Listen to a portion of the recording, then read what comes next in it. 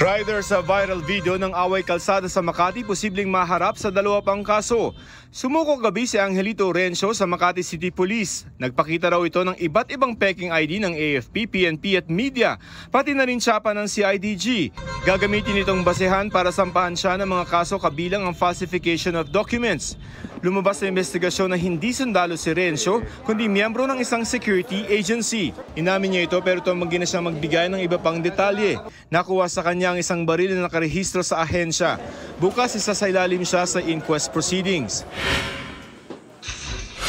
Police Brigadier General Rodico Maranan itinalagang pansamantalang hepe ng QCPD. Dating PAO Chief ng PNP si Maranan. Pinalitan niya si Police Brigadier General Nicolas Torre III na nagsumite ng courtesy resignation sa gitna ng issue sa panunutok ng baril ng isang dismiss na pulis sa isang siklista sa Quezon City.